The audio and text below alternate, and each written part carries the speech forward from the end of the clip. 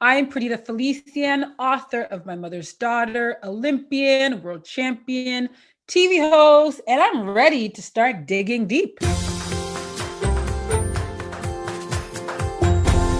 I'm Mark Sutcliffe, and I'm on a quest to learn from the best. Welcome to Digging Deep, presented by Zen Books and Abacus Data. This is the latest in our series of inspiring, thoughtful, one-on-one conversations with accomplished, interesting people from many different fields. On this episode, the powerful and insightful lessons arising from clearing many hurdles and crashing into one of them from Canadian Olympian and world champion Perdita Felicien. So just imagine for a second what it's like to be the best in the world, to be the fastest hurdler on the planet, to win race after race after race. And then, finally, you earn your opportunity to go to the Olympic Games. You make it through your heat, you make it through the semifinals, you go into the final as the favorite to win the gold medal. The gun goes off, and you crash into the very first hurdle. In an instant, your Olympic dream is over. As you probably know, that's exactly what happened to Perdita Felicien. But what you may not know is just how many hurdles Perdita Felicien cleared to become an elite athlete in the first place. Her story is incredible. It's remarkable. Her mother's story is astonishing. It's heartwarming. It's inspiring. It's often tragic. And both of those stories are told with heart and candor in Felicien's new book, My Mother's Daughter. I read the book over a couple of days. I couldn't put it down. I highly recommend it. In our conversation, we talk about Perdita's very difficult childhood. There are some really challenging moments for both her and her mother. We talk about how reluctant she was to go into sports. She wasn't planning to be an athlete, an Olympian, a world champion. And about how her mother came through with bingo winnings at two crucial moments in her career. We talk about being unafraid to go after what you want. And we talk in detail about what happened after her crash at the 2004 Summer Olympics, how long it took her to recover, how she learned more from the experience of failing and failing publicly on the world's biggest stage than from any of her many, many wins, how she discovered her own strength, and the really precious, special, touching moment when she phoned her mother from the Olympics. That is an incredible story. It's a really candid and powerful conversation. I think you are going to enjoy it a lot and learn from it. One last thing before we get started. If you like what you hear, please subscribe to Digging Deep and post a review on Apple Podcasts or wherever you listen, and share this podcast with your network. And if you're looking for more information on the podcast, please go to letsdigdeep.com. That's letsdigdeep.com. Now, let's start digging deep with Canadian Olympian and the author of My Mother's Daughter, Perdita Felicien. Perdita, it's such a pleasure to welcome you to Digging Deep. I've been such a fan of yours for a long time, and I was a fan without knowing your whole story, which you've detailed in this book. And it's such a remarkable story, and it is also your mother's story in so many ways. And I was really captivated by that. I absolutely loved the book and could not put it down. So thank you very much for joining us today. I'm really looking forward to this conversation. Oh, I am too. I hope you're going to be gentle with me, right? We're going to go real down to the base layers, I'm sure, right? Yeah, we're going to dig deep, but it won't be too uncomfortable, I promise. All right. So let's start with some questions to get to know you a little better. What is your fondest childhood memory? Fondest childhood memories would have to be with my dad driving to, the Oshawa Lake or Lake Ontario in Oshawa, I should say, and walking around the pier, him putting me around his neck, and then us getting like ice cream after, and I could get any kind I want. And of course, I got the best flavor in the world, strawberry. Strawberry. Okay, nice. Hmm. Who was your hero when you were 10 years old? My mother was my hero when I was 10 years old. And, I'm 40 now, and I don't think anything has changed about that. Definitely her. Nice. What did you think you were going to be when you grew up? When I was younger, I thought growing up that I would be a writer. I thought I would be a writer. Well, you just wrote a book. It, There it, you it go. took me 40 years, Mark, but I got there. Yeah. A little detour, Yeah. Yeah. becoming a world champion, but you got there in the end. Exactly. Yeah. You got a little distracted for a while, but it worked out. What would you say is your life story in 6 words? There's a writing challenge for you. Yeah, 6 words. A girl that just won't quit. Oh, I like that. There we go. There Yeah. we go. You might have a word or two left over there. That's okay though. No, that was 6, Mark. Give me my credit. That was 6. That just won't quit. That's 5. Oh, damn. Oh, You say the girl that just the won't girl. quit. Yes. Yeah. I can praise myself. A wonderful girl that just won't quit. Yeah. What is a mistake that you've made in your life, and what did you learn from it? I think the biggest mistake that I made was poor timing going into hurdle 1 in the Olympic final of the 100-meter hurdles in Athens and falling. The lesson that I learned from that blunder was I'm definitely a lot stronger than I thought I was. And we'll talk about that, obviously. Yes, we better. Yeah. Good for you for embracing that, though. Honestly, that's, it's very inspiring. For what do you feel most grateful? I feel most grateful for my family and life and the life that I do have. Nice. What's been the best year of your life so far, and why? Just one? I'm 40. Come on. You can't just pick just one year. The best year of my life so far. God, I've had some good years. I've had some great years. I will say the year that my daughter Nova came into the world, 2019. She, was a miracle baby in many ways. She, was an IVF baby. So even having her was just, was hard to come by. So 2019, when I finally became a mother. Nice. What's been the toughest year of your life so far? I'd probably say 04. I'd say let's put it down 04, 2004 at the Olympics. Not seeing what I could do in that final was probably the toughest. Yeah. I mean, that would have been my guess, but you never know. That's why I asked the question, right? Because everybody has, so many different experiences. And exactly. Yeah. And maybe this is an easy or obvious one too, but what one person has had the greatest impact on your life? Oh, that's an easy one, Mark. You know that you can answer this for me. The one person that's had the most impact on my life is absolutely my mother, Kathy. Yeah. It's right there in the title of your book. Yeah. Sure is. Yeah.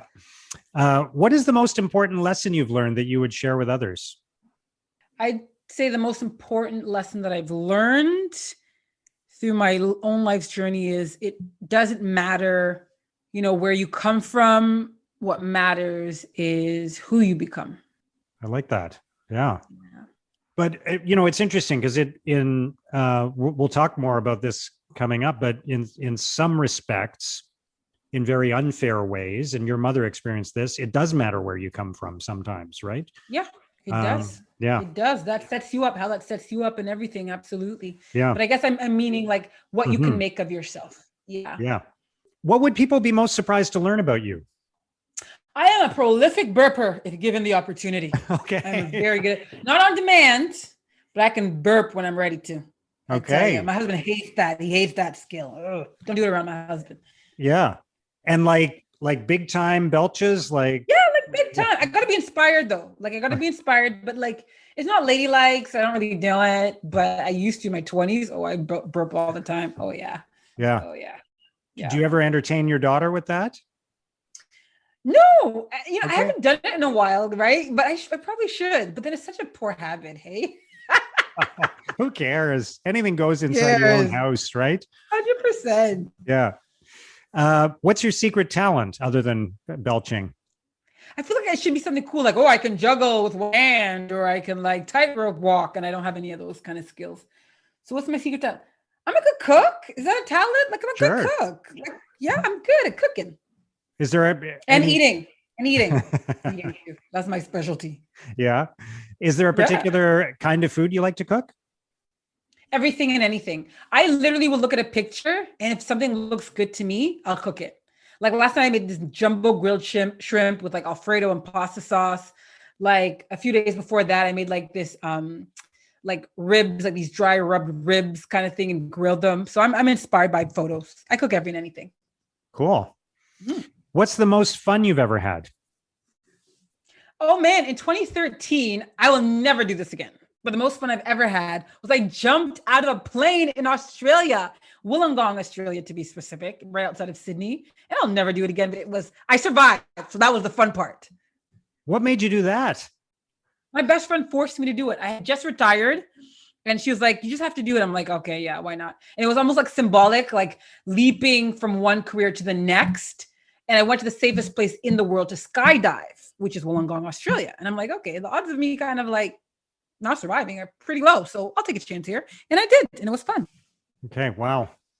I'm terrified of heights. So I'm obviously Same. are you? Same. Yeah, I'm Like, petrified of heights. My palms are starting to get sweaty just hearing you talk about it. Like I'm starting and to the thing feel. is, have you ever been skydiving? I'm guessing you haven't. No, God, no. Are you, are you gonna ever, you think? No, okay. not a chance. The All only right, thing let me I let can you think know. of, I don't know why I have to. The only thing, the skywalk on the CN Tower. I can't step on that. Yeah, but like there's the outdoor thing too, though. You can walk around the outside. Yeah. Like if I would do that if I could raise $1 million for charity or something like that, I would go do that. But otherwise, I'm not. You have to be inspired. Yeah, I'm not jumping out of a plane. I'm not bungee jumping. I'm not doing anything like that. I just can't. I'm with you on that. Like, even when you describe that the clear ceiling on the CN Tower, I can't physically walk on that. And then the skywalk outside, I could never do it. But for some reason, the skydiving I could because I didn't have to look out. But it's so unnerving because if you've never been skydiving, what they do is they have to get to a certain altitude.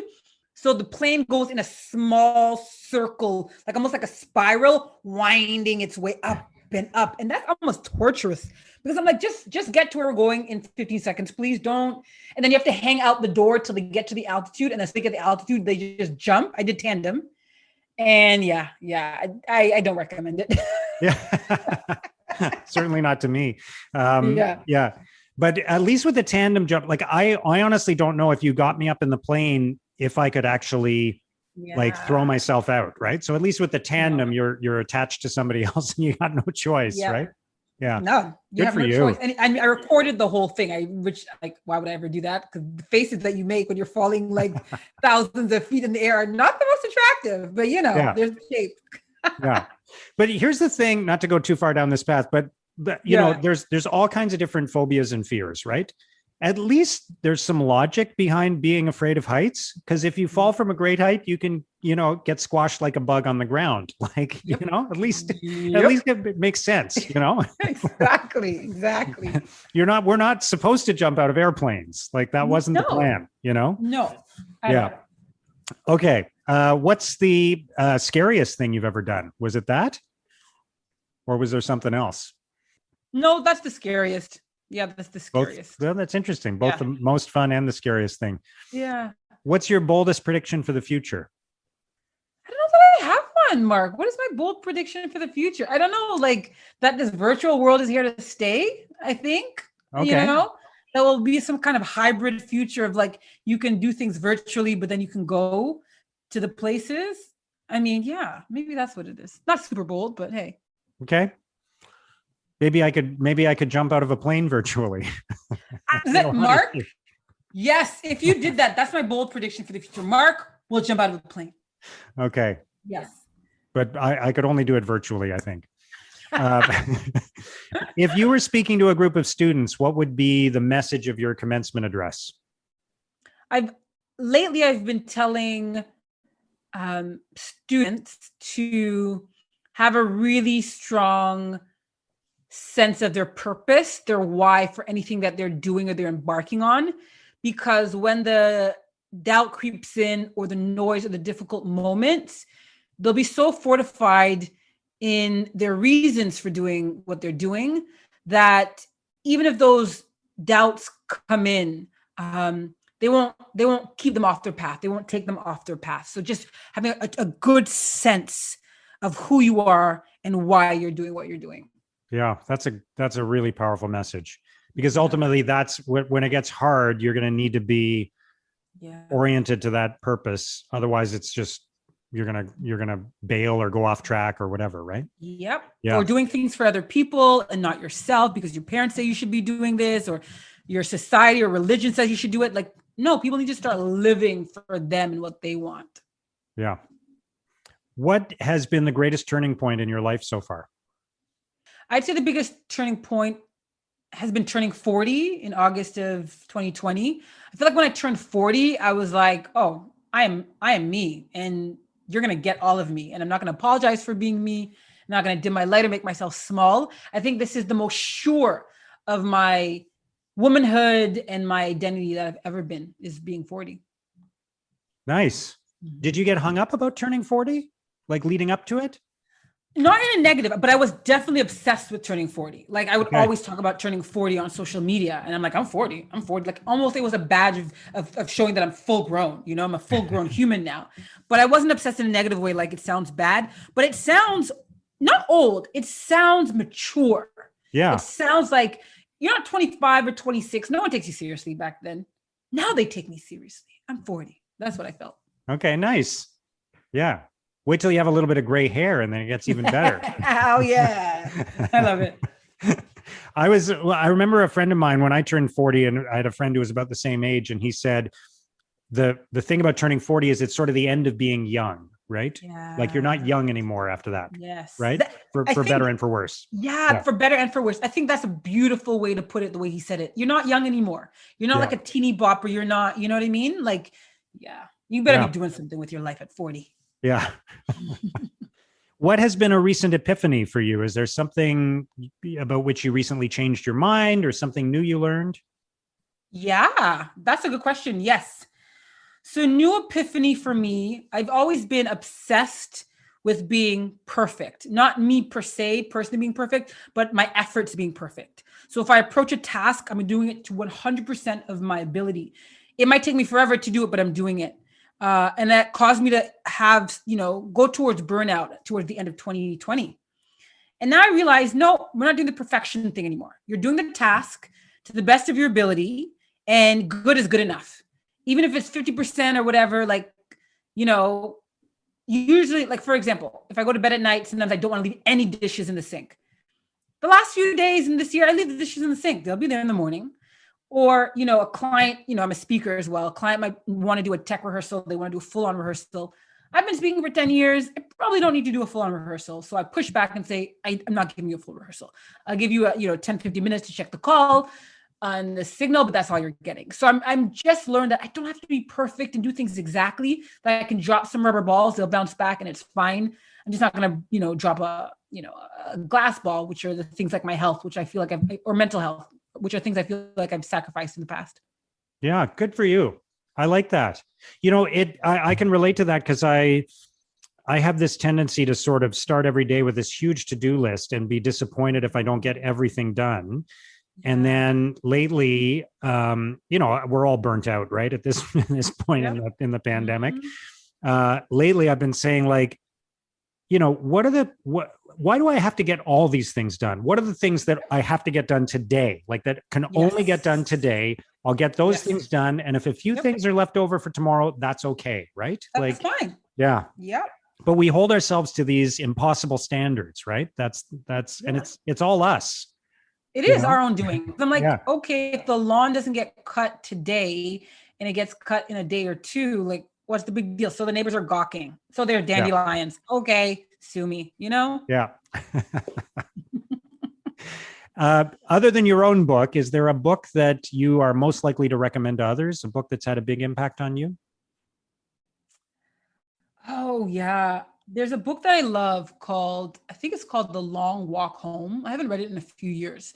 But it's by an author, I believe his name is Ishmael Bia. but he talks about being a child soldier and being forced into that life. And it gives you such a glimpse of what that would be like for a human being and to find their way out of it. It just gripped me, that story. I love nonfiction books. And so for me, that was one that's always just sat in my soul and in my chest years after I've read it. Wow. The Long Walk Home. The Long Walk Home. Yeah. Okay. All right, Perdita, thank you so much for answering those questions. We're going to take a short pause, and then we're going to continue digging deep with Perdita Felicien. We're just going to take a quick break so I can tell you a little bit more about the presenting sponsor of Digging Deep, ZenBooks. ZenBooks is Canada's go-to cloud accounting firm. They are not your typical accounting firm. I know the founders, Colin and Eric. I've worked with them for several years. And here's why I think you should consider working with them too. First of all, they bring a fresh, unique, modern approach to what is a very old-fashioned industry. These guys were working remotely and in the cloud long before it became cool. ZenBooks also uses technology to your advantage. I think this is really important. They give you the tools and analysis you need to monitor your business in real time. That's so valuable right now when everything changes so quickly. Yes, they're a virtual accounting firm, but that doesn't mean they're offshore, and it doesn't mean they're inattentive. ZenBooks combines the efficiency and effectiveness of a cloud accounting service with all the benefits that you'd want from a trusted advisor, high-level advice, and strategic support. Now, here's what I think is going to happen if you work with ZenBooks. You'll probably start out taking advantage of their cutting-edge cloud accounting solutions, but in the long run, I think you'll stay with them because of their strategic guidance and problem solving. Among their core values, they specifically list being candid and proactive. Isn't that exactly what you want from a trusted advisor? Look, even if you're already working with an accountant or a bookkeeper, or you have some accounting staff on your team, I think you should still talk to ZenBooks and learn more about their tools and their expertise. Check out ZenBooks at zenbooks.ca. That's zenbooks.ca. Digging Deep is all about helping you make better decisions, and so is Abacus Data. Most leaders struggle to connect with and engage their audiences. Why is that? It's because they aren't sure how they think and feel and how they will react. Abacus Data can give you the strategic insights you need to make better decisions and to make them confidently. Here's a good example. A major national union was recently negotiating a new agreement for its thousands of members. This had the potential to be a very difficult process. There were many competing interests. So they brought in Abacus Data to conduct thorough and detailed research of their members to learn exactly where they stood, what they were thinking, what they wanted. And as a result, they were able to secure a strong new deal that was accepted overwhelmingly in a national vote. Abacus Data helps all of its clients understand what's really happening in the minds of their employees, clients, and stakeholders. They help them avoid costly blind spots. And they're really good at what they do. In fact, Abacus Data was one of the most accurate pollsters in the 2019 Canadian federal election. Make the one decision that will improve all of your other decisions. Let Abacus Data help you move forward with confidence and clarity. Go to abacusdata.ca. That's abacusdata.ca. Perdita, once again, it's just a real pleasure to interview you, and especially after having read your book. And, you know, what I really enjoyed about the book is I found it was unlike any other athlete's memoir, because it really is as much about your mom as it is about you. And, you know, so much, I mean, when you think of famous people writing autobiographies, athletes, business people, actors, whoever, you know, there's a lot of me in those books. And this story really starts very much with your mother's story. And I'm kind of in awe of your mom and everything that she experienced in her life. And I think about her having to leave her children behind at first when she moved to Canada, the kinds of decisions she had to make in her life, decisions I've never had to make as somebody born here. And also, frankly, the treatment that she experienced at the hands of others, which really was kind of just really awful and disheartening. And as one example of that, can you tell the story about the tuna sandwiches that she was asked to make? Yeah. So this is August 1980. And my mother is a domestic worker living in the basement of the Harrys. And this family is, quite plainly taking advantage of her. They don't pay her a lot of money, but she has a visa through them, a work visa. She's pregnant with me. It was not a planned pregnancy, but she's pregnant with me. So she's been working for the Harrys for a few years now, and she goes into labor. When my mother goes into labor, her entire pregnancy, she was not given any time off. So there was no maternity leave or anything, any breaks. When she goes into labor with me, she's living in the basement, so she climbs to the upstairs and she knocks on the door of her employer, Abigail Harry, and she, is here to tell her boss that, hey, I'm going into labor, I need some help. Hopefully the woman can drive her to the Oshawa General Hospital. And the woman just is a little bit annoyed, very annoyed actually, that my mother would knock on the door and ask for any help. She's surprised that the baby's here the day it's here. I'm a little bit early. And so she goes back to sleep. So my mother really has no help. So she calls a woman named Joyce, says, get yourself ready, pack yourself up, call a taxi. My mom doesn't really know how she's going to pay for the taxi, but she's having a baby. The baby's coming regardless of, anything. Eventually the woman, as my mom is packing her hospital bag to go to deliver her baby, she comes downstairs. Abigail makes her way downstairs and decides to drive my mother to the hospital after all, and shoos away the taxi. But of course, before she can drive my mother to the hospital, because my mother will be gone for a few days, because at the time you could stay in the hospital for like a week when you had a baby, you're not discharged right away. She asked my mother to make her food for her and her husband, because they'll have no food when their housekeeper's gone. And so the request is 10 tuna sandwiches. My mother has to cut them up the way they like. She has to take off the crust, and then she has to freeze them in some cloths so that while she's gone, they'll have these tuna sandwiches to eat, all while my mother is in active labor. That's how I came into the world. Yeah. When you heard that story, how did that make you feel? Yeah. It's disgusting, quite frankly. It's disgusting. And, I will be honest with you, while writing the book, as a trained reporter and broadcaster, I was so obsessed with getting the story and the details right that I couldn't always put myself into the story in the emotion of it. Like, this is my mother, this is me. It was, what are the details of this story? Like, who's going to give me the details that I need to make sure this is accurate and to paint this picture?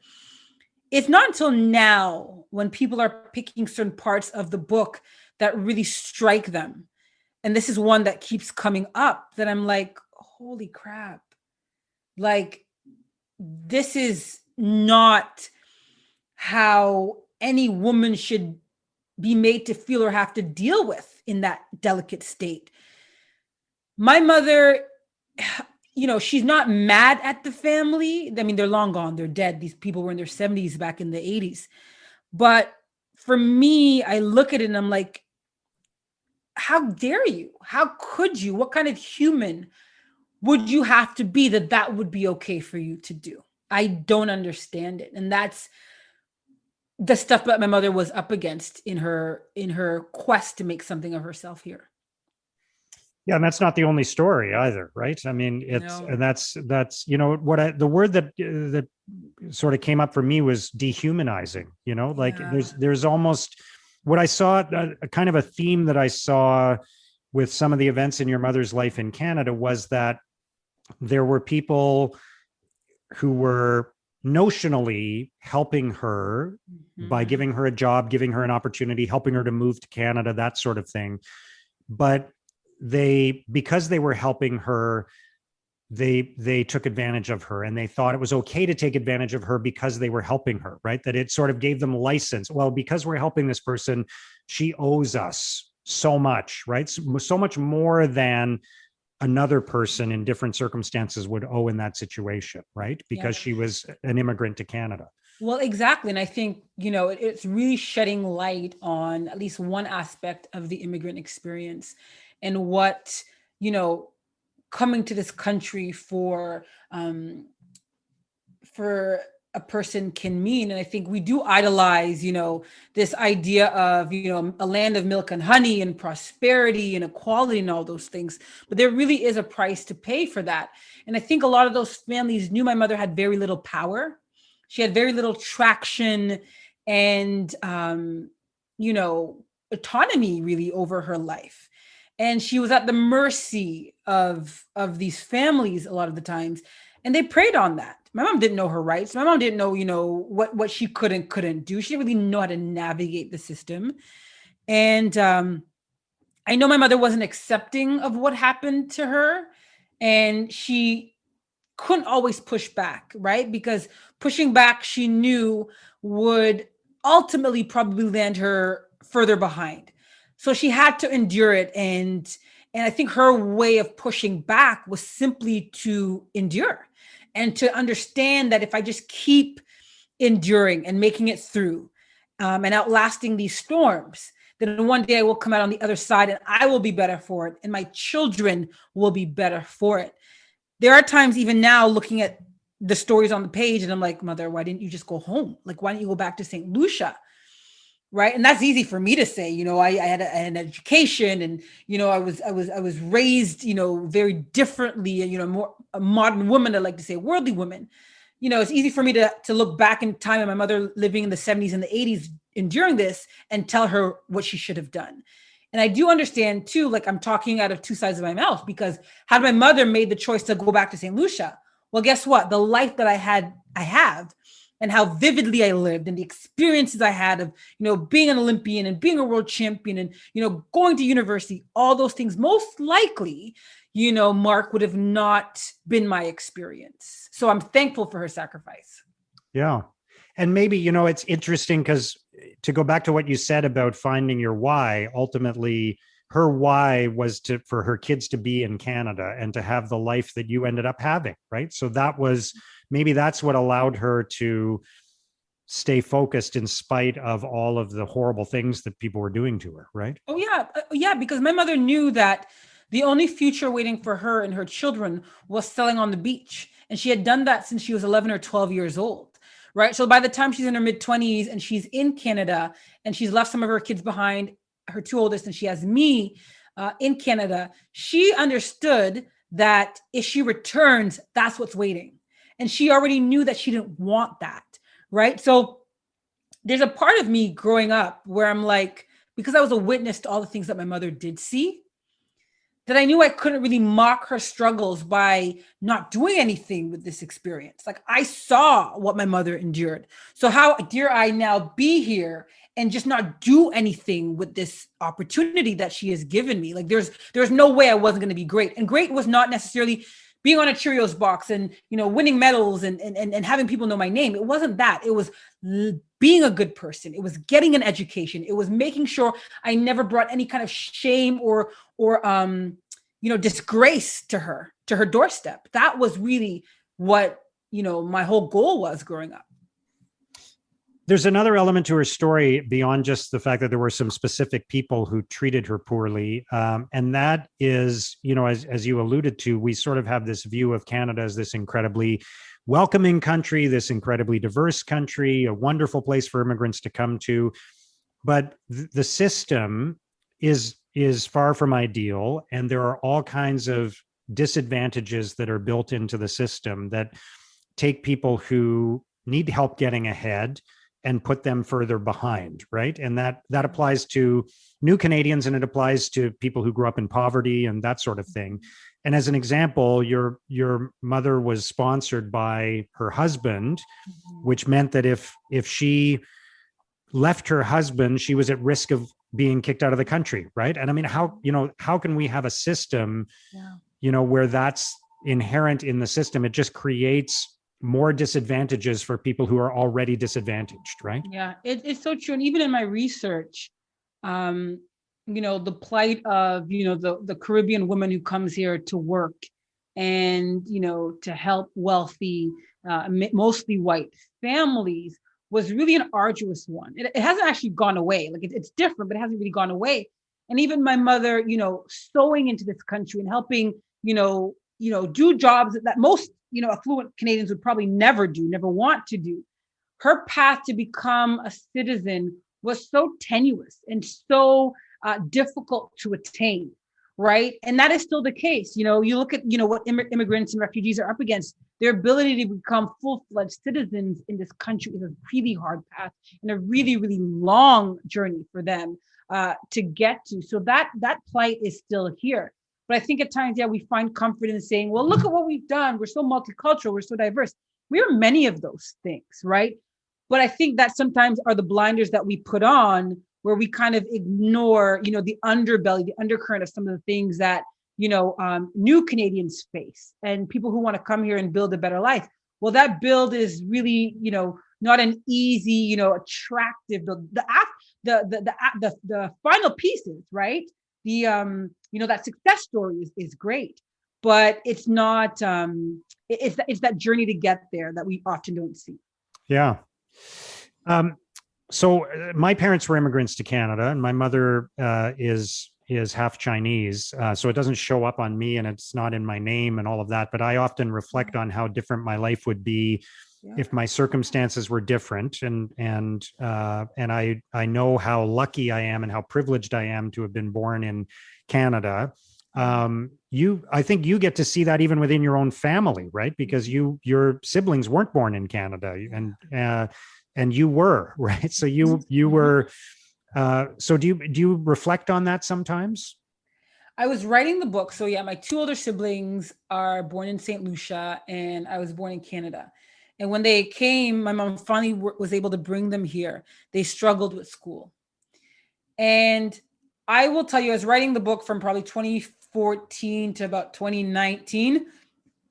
And it wasn't until the latter stages where I had a eureka moment. I was like, oh my God, I'm privileged. I'm privileged in comparison to my older siblings, and that Canada is my home. I'm born here. The culture, the climate is nothing new to me, right? I don't have to adapt. I'm not leaving and uprooting myself. And that is honestly the first time. And I'm a full-grown 30-something-year-old woman while I'm writing. And a light bulb. It was like a eureka moment, like, oh my goodness, because all my life with them in that regards, of them not, taking school seriously, I was always confused by that. I was like, just go, just try harder, just do more. And my mother would always lament, go to school, you will regret it. Don't make foolishness with your life, she would tell them. And they really wouldn't listen. And I didn't get it. And it wasn't until I was writing and really researching and trying to figure out, like, okay, what was their life back then? What was my life? That I took account to what it must feel like being 14 and 15, being unrooted from a very hot climate that a family that loves you in St. Lucia, to suddenly coming, to the system that doesn't necessarily love you or welcome you or understand the way that your tongue, says syllables, and how, different you would feel, and the racism that they felt, and how, leaving the house in January to go to school is not that fun, right? Like, and I understood it. I understood it more. And that's the first time I think I let my older siblings off the hook. And for a long time, I didn't get it or get them. And that was like, wow, Perdita, you strived because you didn't have to really, I had to, of course, adapt and do all these things. But like, I was, I was already here. Like I knew this world and this life, if that makes sense. Yeah. Yeah. I often think about it. And I know there's like a big YouTube video where they actually do this, but I often think about it in the context of a running event where some people start 10 meters back or 20 meters back or 30 meters back, and you're at the start line and the gun goes off and you think everybody has an even chance, and you don't even realize that a bunch of people, started further back than you did, right? Yep. Yep. I've seen that. And it's so incredible because they'll say, started out with two parents in the home, take a step back. Or, Yeah. if you both of your parents had, made this amount of money, step forward. And you're right. You see, the difference in where people start off in life. Yeah. So let's talk about running and I'm interested to, you got into it for a while and then you left running, right? And then you came back to it. So it wasn't, this sort of really direct linear path from discovering you were fast and winning some races as a kid to going to world championships and the Olympics. And you even, there were points where when you were looking at university and so on, you kind of had to be persuaded to get a scholarship. And I mean, you made an Olympic qualifying time and you didn't even realize it was an Olympic year. So like it was almost against the odds. It was almost against, you almost did everything you could to avoid becoming a world champion, right? In a way. Like I look back and I'm like, God, if 17-year-old me was in control, like, or had the trajectory that I was on, oh my goodness, like, thank God she wasn't. Yeah, like in grade 8, I got beat at a really big meet to a woman named Shelly Ann Brown, who went on to like be an Olympian for Canada in bobsleigh and like win a silver medal in Vancouver in 2010. So like she beat me though in a 100-meter race in elementary school in Pickering or in Oshawa rather. And I was devastated. And so I quit. That's what you do when you lose a big race, right? You quit. And for 2 years, up until grade 10, my mother really, she uses the word encouraging, but she really nagged me to go back. And she was on me and I never got it. And I was so annoyed with it. Her, Perdita, go back and see. Perdita, go back and run. Perdita. One, she loved to watch me run. But two, I think she also understood that like you have a gift, you have an ability, and you're like not seeing it through. And she didn't want me to not see it through. I'm very pig-headed, very stubborn. And eventually, after 2 years of just that constant, like, go, go, go, I finally went back in grade 10. But I was the most reluctant hurdler, the most reluctant athlete you could ever find. Frankly, what got me through those high school years was I was just talented. Like, there's no other way to put it. I was just talented. I just had raw genetics. And I was also competitive. Like, I liked to win and I hated to lose. So that natural instinct in me was there, that fire. But as far as like ambition or like drive to do more, no. And quite frankly, my mother didn't know this was an avenue for further success beyond, like just like winning a medal. She didn't realize it was like, there's a scholarship and education, you can come out of university debt free. Like she didn't realize this. In fact, and you've read the book, but you see when I'm getting recruited by universities, I'm not interested. And they write her a letter. One of the universities write her a letter and they're like, Perdita scholarship is worth $25,000. It's addressed to her. They're inviting me to accept it. My mother comes into my room and she's, crestfallen. She's so sad. And she's like, Perdita, I'm so sorry. And I'm like, okay, what? She's like, I can't afford to send you to take the scholarship. And I'm like, Mom, what are you talking about? She had thought that $25,000 was a bill that she would have to pay. She didn't realize that they're saying this is just what the value of it is. Because what else would $25,000 in an envelope addressed to her be but a bill? She was used to getting lots of bills at the time. Yeah. So you really see that for us, we weren't a sport family. People in my family weren't sporty. And I'm not going to say I fell into it because, as you read the book, you see there's a lot of people that saved me from myself. But it really was, oh my goodness, if I was steering the ship back then, there would be no gold medals for Canada on my behalf. No national record, no none of that, right? It wouldn't have happened. Yeah, it's like you were the last person to figure out that you were going to be a world champion hurdler, right? Yes. Everybody else knew it, and you were like, "What? I don't want to do this. What is that? Okay, no, I'm not interested." Yeah. Yeah. So, can you talk about the hurdles because it's such an interesting event to me? There are, there's so many running events, and apart from the steeplechase, which is a weird thing. There's all the running events. You just go out there and you run. You get from point A to point B as fast as you can. You don't have to worry about timing or anything. You just run as hard as you can in sprinting.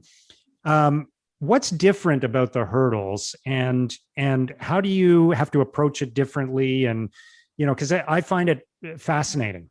Yeah. Listen, it's I think I have a more sincere appreciation for it once I'm retired. I always thought I appreciated it, like, oh, this is so rare and so great. But looking back, I'm like, wow, you need to have like big balls. Can I say that on your show? Yep. Like, you need to have like a pair, because it is one of those events that when people are first learning the hurdles, your whole drive is to like preserve yourself. So your body's telling you, don't do this, don't go, and you want to stutter step or go around, right? That's just common sense, self-preservation. Like, it's a built-in hazard. Like, you could really get hurt.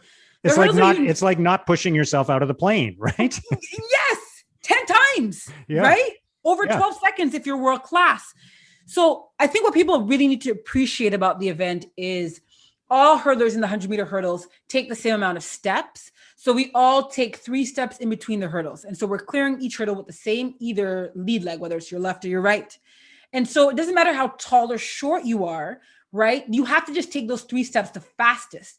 So for example, in the 100 meters, Usain Bolt is super tall. So he takes less strides because the stride length is so wide, he eats up the trap. So it's very hard for a shorter person to beat him because they got to take so many steps and they don't, take up as much real estate economy, right? The economy of speed. In the hurdles, someone could be like 5'2", they could be 5'7", 5'9". It's who takes those steps the fastest. And if you're too tall, that's a disadvantage. If you're too short, that's a disadvantage. And you have to be really, really fast. But quite literally, every cell in your body is telling you, stop, don't go, don't do this, go under, go over, go around, because you're flirting with disaster. And I mean, flirting with disaster is for you to be able to clear the hurdle, you want to get as close to it within reason, of course, and like millimeters away from the top to be able to clear it. But what happens if you get too close, right? You clip it. And even the most minuscule contact, right? The most, delicate contact could undo you, can mean you go down.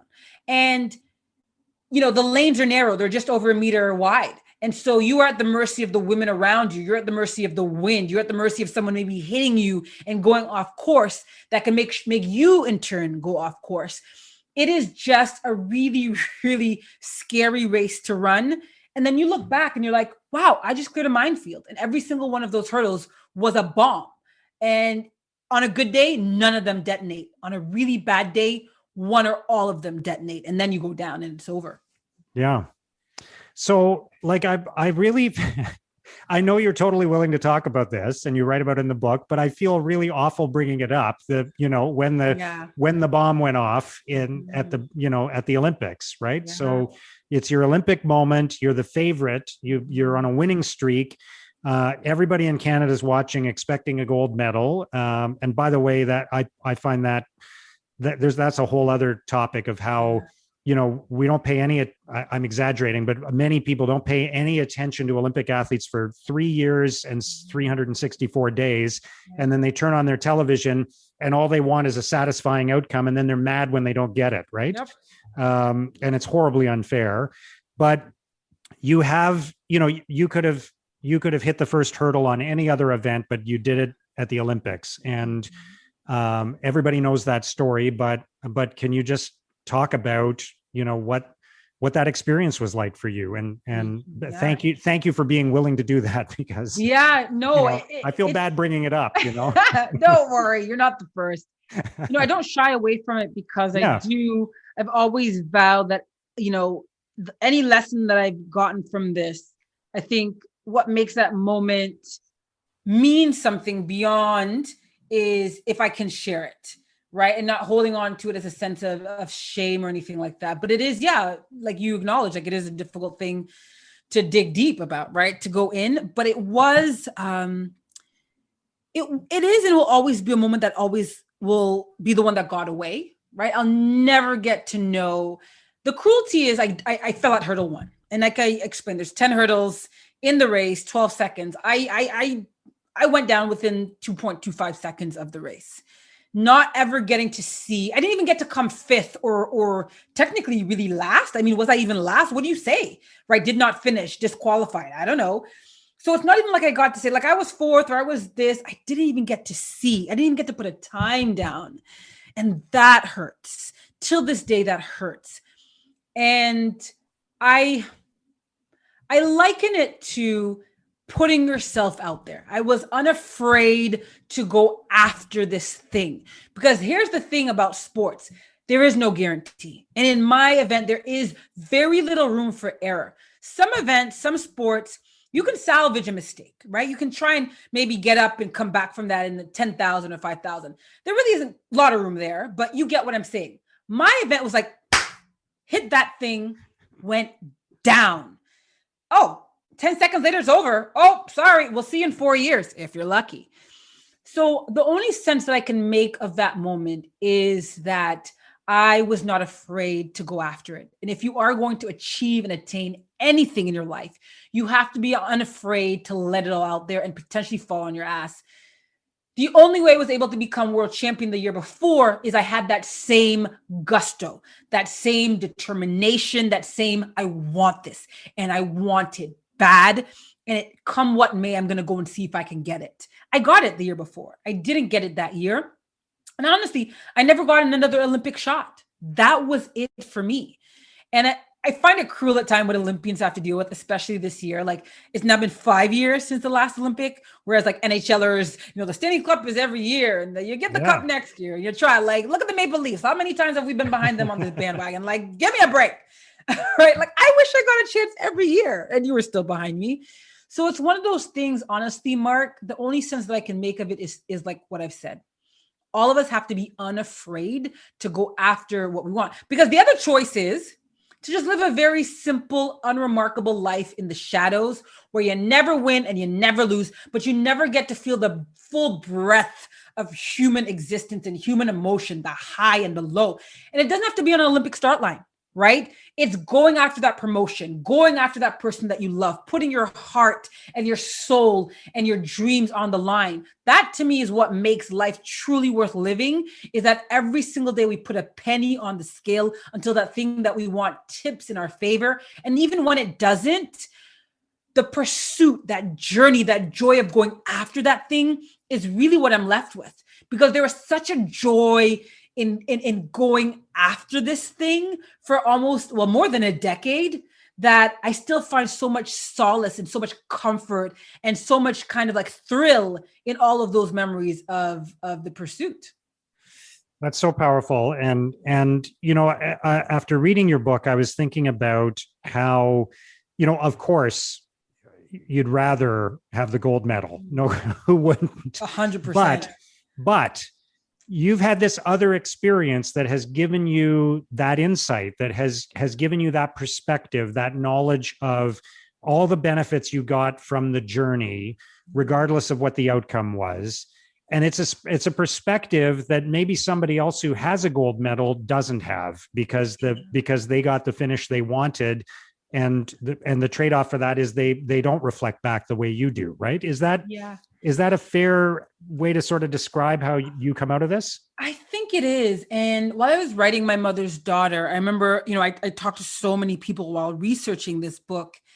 And I remember one of the team doctors who was with me after I fell, talking to him and just getting his impressions in those moments to kind of help paint, the picture and fill in some spots for me.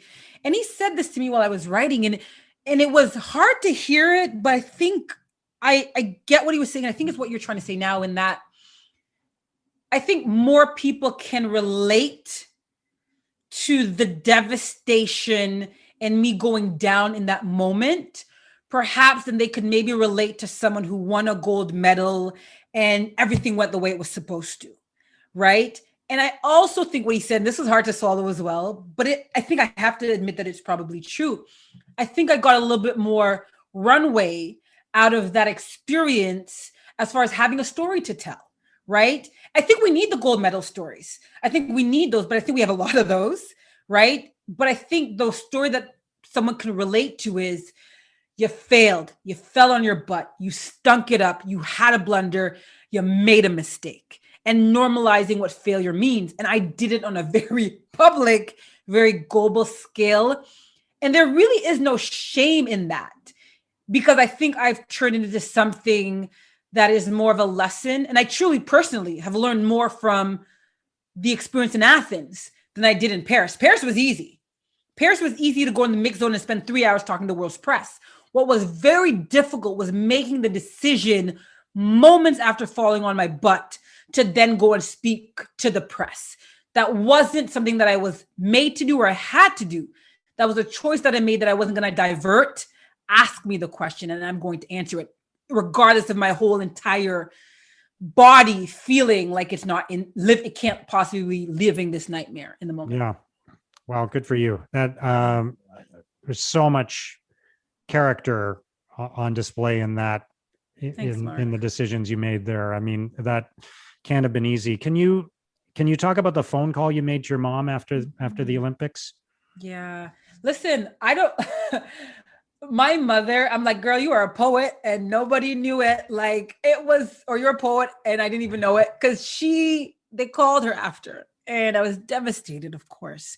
Couldn't make sense of anything. And they called her and my mother gets on the phone and I'm expecting her to be devastated. I'm expecting her voice and her sound to just, mirror what I'm feeling inside. Completely devastated and gutted.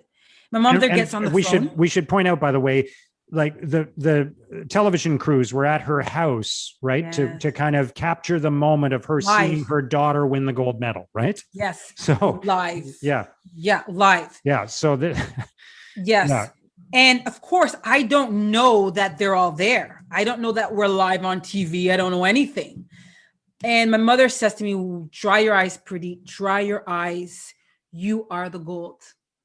And I couldn't believe that she said that. And my first thinking is like, why is mom not devastated? Why is she not like, feel what I'm feeling? Are you not feeling it? But her strength woke me up and just took a little bit of edge off the rawness of what I was feeling and allowed me just to take a breath and to feel like I had, I could take another step.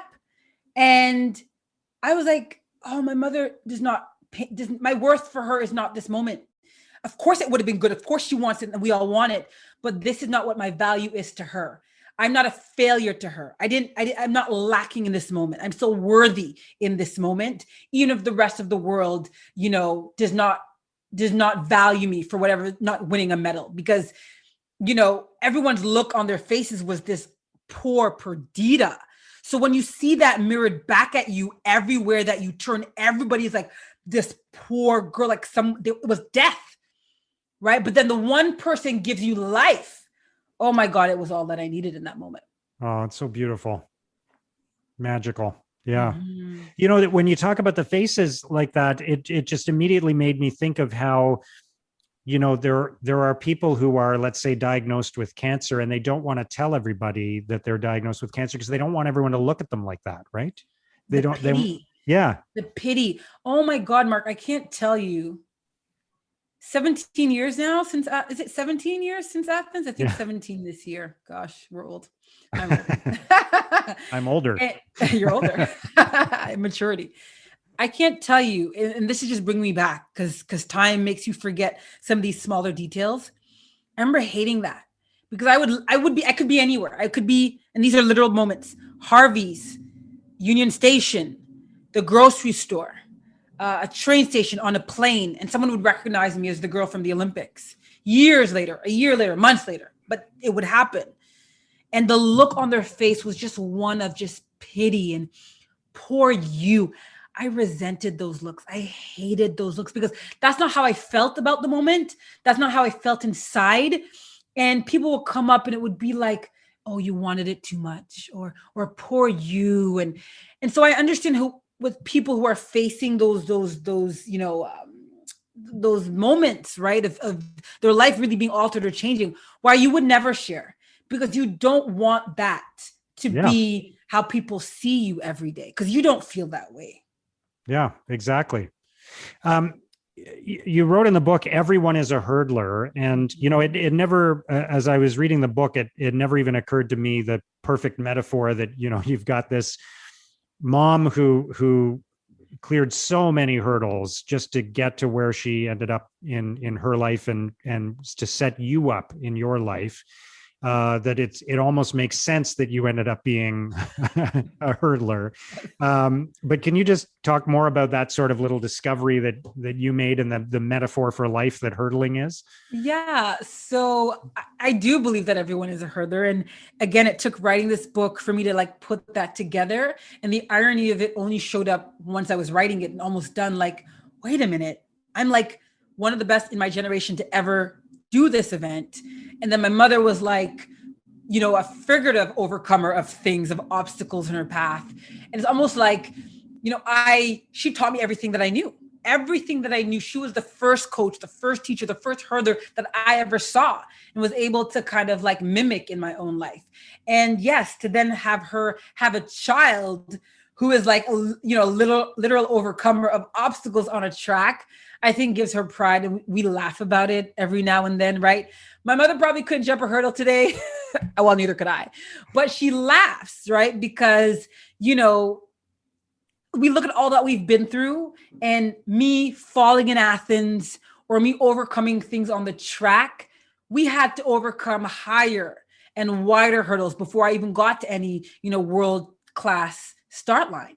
And so if anything, all those start lines that I got to, I had already been through life's warm up. I've already been through some of the hardest obstacles and made it through. So those moments really weren't the hardest. If anything, we were just simply showing what we had made, what I was made of and what we were made of as a family. Yeah. And it's almost like it was so unlikely for you and for your mother's daughter to end up at those start lines that it's not that it didn't matter what happened once the gun went off, but that was almost secondary, right? Because it was just so unlikely that you would even end up there in the first place. I want to bring up the bingo. Like a couple of times, bingo played a big role in your life, right? Your mom, yes, you didn't have the money to go. Like I think it was twice. There were occasions where she got bingo money at the right time, and it meant you could go to a track meet, right? Or in one case, like a much bigger event, right? Yeah, Mark, the book got released end of March. And in all my tours, no one has brought up the bingo piece. And I love that you have. Like, I love you for that. Thank you. Because it really is like a thread here and then, right? Like if you're reading for the details, like she would play and anything that she won, she wouldn't keep for herself. Like it would go towards, her children. And in this instance, yes, she could never afford to pay for my track, dues or anything like that. And so other people would. And of course he would accept, but I never understood what it would mean, what it meant to her to always have other people cover me. And finally, this one day she wins at bingo the exact amount of money that I need to go to this big race in California. Had never been to California and to race, these big American track stars. And she'd won the bingo and she went straight from the bingo parlor to my high school, tracks me down in the hallways and gives me these big wads or this large wad of money. Right. And I didn't get it at the time. Like, why is mom here? Why is mom doing this? Why is she asking every kid in the hallways, where's Perdita? Where's Perdita? Where's Perdita? Is because it couldn't wait. She was so proud that she finally was the one to do this for me. And I couldn't go, like, no, who's going to pay $500 or whatever it was to do it? But she did. And that was for her just like a pride thing, right? An excitement thing that I did this for my child. Yeah. Amazing. Yeah, I love that. Can you also talk about the 2001 World Championships and because they're you learned something there, right? I think you talked about cutting corners and eating candy and stuff like that. And I think there's a really great lesson in there because the other thing about sprinting and hurdling, the short distances, is which I find sort of unfathomable, is the idea. I think Jerry Seinfeld even does a little bit about this, about how the difference between, first and fourth can be 2 or 3 100ths of a second. It's like that, right? Like literally boom, boom, like that's it, right? And you're on the podium or you're not, right? Yeah. And it's so, I think that's really hard for a lot of people to fathom, but you had to deal with that in every race. And you realized, at the 2001 World Championships that you had to go that much further to be world class, right? Yeah. Well, it tacks on to that experience in 2001. The World Championships were in Edmonton, Alberta, but it tacks on to what we were discussing. Whereas I was a very reluctant hurdler, right? Like my talent was there. It took me, as far as I could go, but the drive and the ambition and just having a vision wasn't really my thing. So I find myself on a university scholarship, right? Not realizing the value of a scholarship either. And yeah, my first couple of years of university, I was very competitive and I was, like I said, talented. But I would cut corners. Like you said, eating the candy, maybe if I needed to cool down, I wouldn't cool down properly and just cutting corners. But then I get to the biggest race of my life at the time, which is the 2001 World Championships. And I want to make the final. And I get to the semifinals and I miss it by one spot, just a few hundredths. And I was so upset, so upset. And after I'm done, I'm like, wait a minute. How do you get to be upset when you didn't do every single thing in your power to be your best on that day? You didn't, overturn every single stone on your journey to this meet. And I'm like, yeah, that's true. Then I vowed to myself, what if till the next World Championships, which were 2 years away in 2003 in Paris, you just do everything in your power, everything that coach asks you to do, you do and more, and then see what you get. Well, we know the story of what happened in Paris, right? Like I win the World Championships and I become the world champion. Has never been done to this day by a Canadian woman in history in track and field. So that showed me that cutting corners will only get you so far, but it won't truly get you that thing that you want. And even if when you get it, you will know that you truly don't deserve it, or it's not as shiny and great as it could be because you didn't do everything that you could to get it. Yeah. I think that's a really important lesson in so many different fields. So the last thing I want to ask you about is, you wrote this book and again, it's so well written and so thoroughly researched. Like you're going back and interviewing people from your mother's life. And I know how long you spent years, putting this together. Mm-hmm. And I think you even took a writing course in order to, good for you, because there are so many people who write books who didn't really write the book, I wrote it all. Yeah. Nothing against that. It's not a criticism, but you chose the more difficult route, so good for you. But you go back and you talk to people from your mother's life, from your childhood. You're now an adult talking to people who were figures in your childhood. And there were people who were good to you and your mother as well, and to your siblings. Can you talk about meeting the woman 30 years later who accepted your family at the shelter that you went to when things were particularly bad at home and your mom had to move out? Yeah.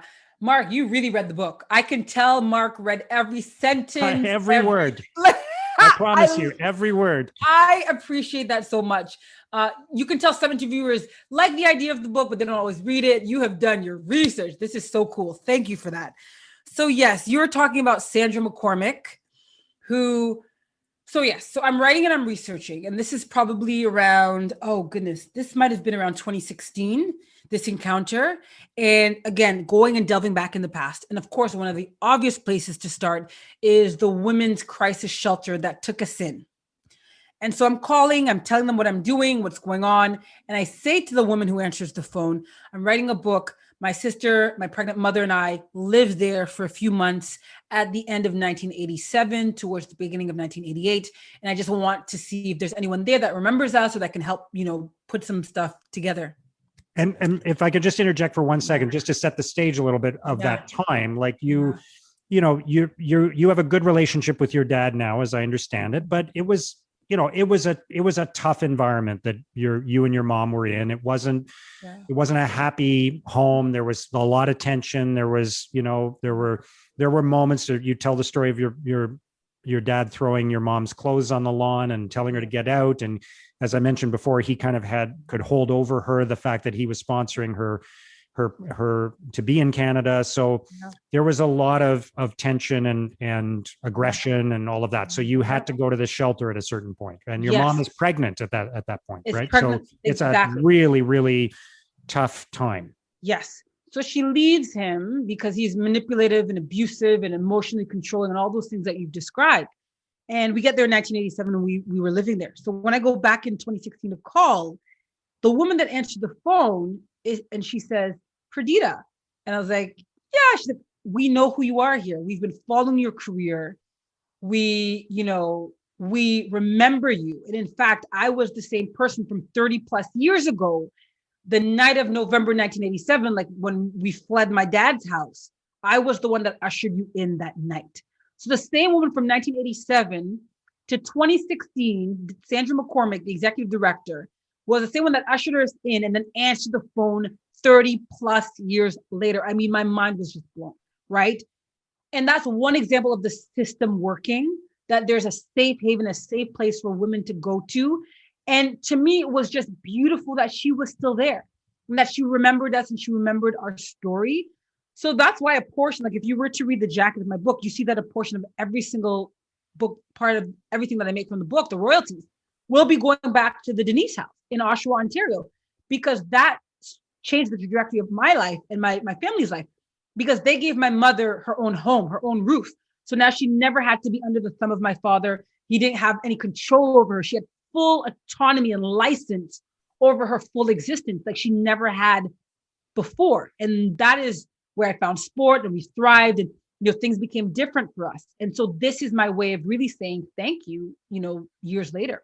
Yeah. Denise House in Oshawa, right? Yes, the Denise House. Yeah. Beautiful.